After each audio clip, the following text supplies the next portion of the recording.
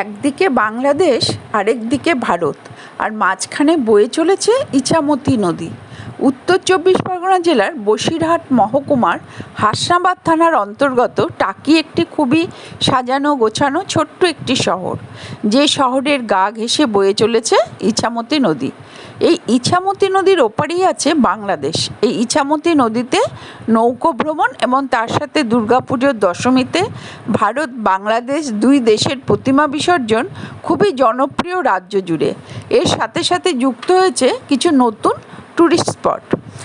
টাকি সারা বছর আসলেও ভ্রমণের উপযুক্ত সময় হচ্ছে অক্টোবর থেকে মার্চ মাস পর্যন্ত।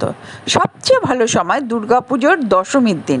এই টাকিতে দুই বাংলার দুর্গা প্রতিমা ইছামতি নদীতে নৌকো করে বিসর্জন দেখতে দূর দূরান্ত থেকে মানুষ ছুটে আসে। প্রথমেই আমি টাকির রাজবাড়ির ঘাটের কথা বলবো, কারণ এটি টাকি ভ্রমণের সেন্টার প্লেস বলা যায়। এই ঘাটে বসেই দু দেশের মাঝে অবস্থিত ইছামতি নদীর মনোরম দৃশ্য এবং সূর্যোদয় ও সূর্যাস্ত উপভোগ করা যায়। এই নদীতে বোটিং করা সবচেয়ে আকর্ষণীয় বিষয়।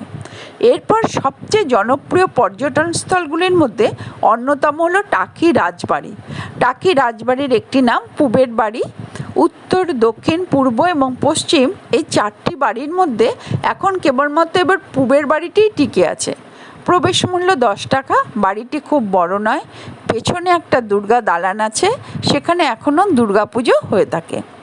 টাকির যদি কোনো একটা জায়গা সবচেয়ে ভালো লাগে সেটা হলো মিনি সুন্দরবন, যার প্রকৃত নাম গোলপাতার ফরেস্ট। নারকেল গাছের মতো আকারে অনেকটা ছোট এই ম্যানগ্রোভ গাছের পাতাগুলো কিন্তু গোল নয়, এই গাছের ফলগুলি হলো গোলাকৃতি, তাই এই নাম। ইছামতির ধারে এবং বাংলাদেশ বর্ডারের খুব কাছে। এখানেও প্রবেশ মূল্য 10 টাকা।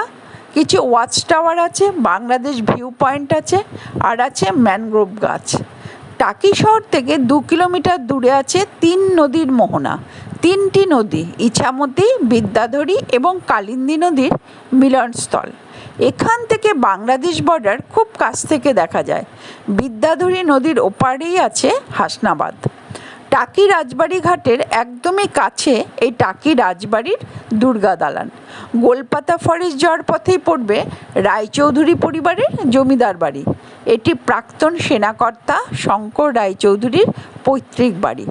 প্রাচীন এই শহর টাকি, যার কোনায় কোনায় ছড়িয়ে আছে বহু পুরনো ইতিহাস, সেরকমই একটি পুরনো ইতিহাসের সাক্ষী হয়ে দাঁড়িয়ে আছে টাকির জোড়া শিব মন্দির।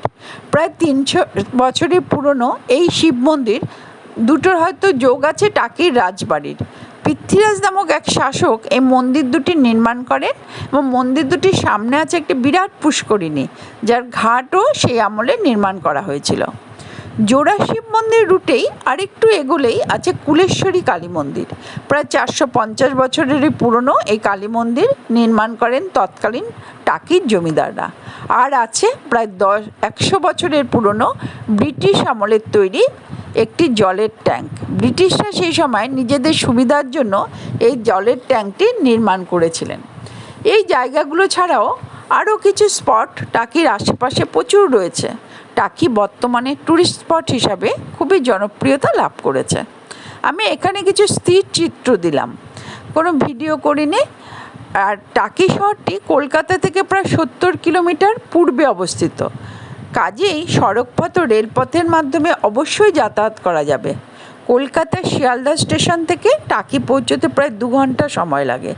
এছাড়া সড়কপথে বাস বা অন্য কোনো যানে টাকি শহরে যাওয়া যাবে এবং টোটো বা অটো বুক করে পুরো টাকি শহরটি ঘুরে দেখা যাবে।